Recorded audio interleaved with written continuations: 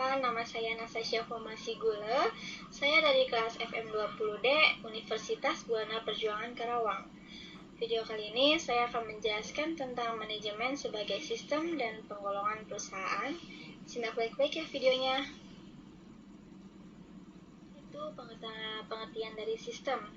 Nah, pengertian dari sistem sendiri adalah kumpulan bagian-bagian yang berhubungan dan membentuk kesatuan kompleks dan masing-masing bagian bekerja sama, bebas, dan terkait dalam mencapai kesatuan sasaran dalam situasi yang kompleks. Nah, tanda-tanda sistem ada 6. Yang pertama, orientasi atas sasaran berupa tingkah laku terarah. Yang kedua, kesatuan dan kebersamaan.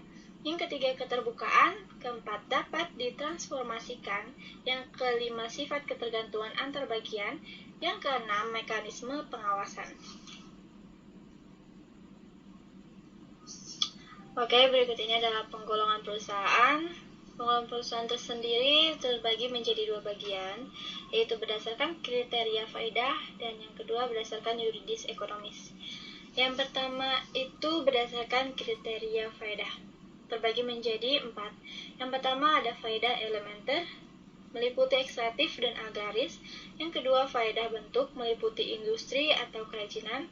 Yang ketiga faedah tempat dan waktu, meliputi perusahaan dagang, perusahaan pengangkutan, dan perusahaan pergudangan. Yang terakhir ada faedah jasa terhadap perusahaan lain, meliputi perusahaan perbankan dan perusahaan asuransi.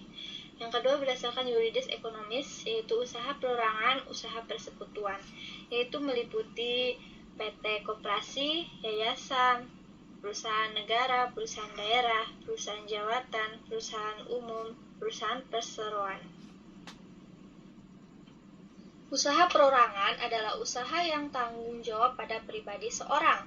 Usaha persekutuan adalah kerjasama antara beberapa orang. Firma adalah bentuk khusus usaha persekutuan yang didirikan oleh beberapa orang dengan menggunakan nama bersama, melakukan usaha bersama, hutang, dan laba bersama. CV atau persekutuan commandator adalah persekutuan yang didirikan oleh sekutu, sekutu yang memimpin, dan sekutu yang mempercayakan modalnya untuk digunakan dalam perusahaan. PT atau perseroan terbatas adalah berbadan hukum, suatu badan yang mempunyai kekayaan, hak, dan kewajiban sendiri, terpisah dari yang mendirikan dan memiliki PT tersebut. Mendirikan PT menggunakan jasa notaris, disyahatkan oleh Kemenhukum.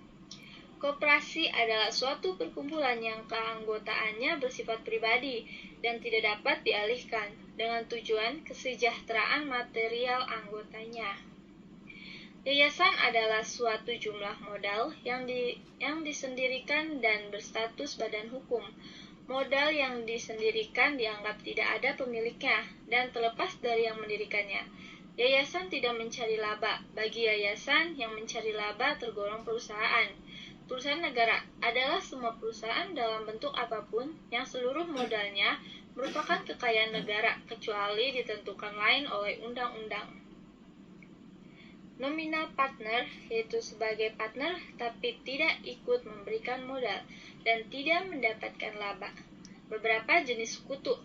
Pertama, general partner, bertanggung jawab penuh memegang manajemen perusahaan.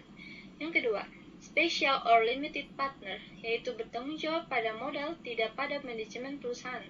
Yang ketiga, silent partner, tidak aktif tapi terkenal sebagai partner oleh publik. Yang keempat, secret partner, aktif dalam partnership tapi tidak dikenal publik. Yang kelima, dormant or sleeping partner, tidak aktif dan tidak dikenal publik. Yang keenam, senior partner, partner awal, modal besar, ikut memanage. Yang ketujuh, junior partner, yaitu kebalikan senior partner. Yang kedelapan, nominal partner, sebagai partner tapi tidak ikut memberikan modal dan tidak mendapatkan laba. Berikutnya ada nilai primer atau asas budaya baru. Yang pertama, asas tujuan, asas konsensus, asas keunggulan, asas prestasi, asas empiris, asas kesatuan, asas keagraban, asas integritas. Budaya perusahaan atau corporate. Budaya korporat adalah suatu pedoman bersama dalam berperilaku untuk memecahkan masalah-masalah korporat dan merupakan seperangkat sistem nilai, keyakinan, dan norma-norma. Korporat yang sukses berhasil mampu mengelola budaya baru seperti 1. Memperhatikan kebutuhan rohani karyawan, tidak hanya jasmani. Yang kedua, lebih banyak kerja akal pikiran daripada kerja fisik. Yang ketiga, tersedia pilihan pekerjaan dan mobilitas tinggi. Yang keempat, manajer memberikan konsultasi, bukan perintah. 5. Kompetensi keterampilan manajemen dan bukan teknologi. Rasional, objektif, normatif. Sukses, produktif, inovatif. Efektivitas karyawan, kualitas, produktivitas, efisiensi, laba, pertumbuhan, pemanfaatan lingkungan, stabilitas, kecelakaan kerja rendah, semangat kerja tinggi, kepuasan kerja, penilaian pihak luar, kualitas kehidupan kerja, tidak ada ketegangan, pemeliharaan karyawan baik, komunikasi terbuka, dan kelestarian atau survival. Budaya korporat yang kuat akan berpengaruh terhadap efektivitas karena para karyawan loyal, nilai budaya menjadi pedoman perilaku, berpartisipasi dalam bentuk konsensus, pengakuan, dan menghormati status sebagai karyawan, orientasi karyawan pada misi, visi, dan tujuan perusahaan. Karyawan paham apa yang boleh dan tidak dilakukan. Karyawan saling mendukung, membantu. Karyawan merasa dihargai, adanya kebersamaan dan saling pengertian.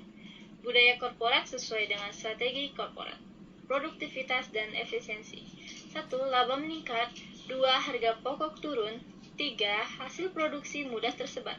4. Harga jual dapat diturunkan. 5. Banyak pembeli karena murah. 6. Kompetitif.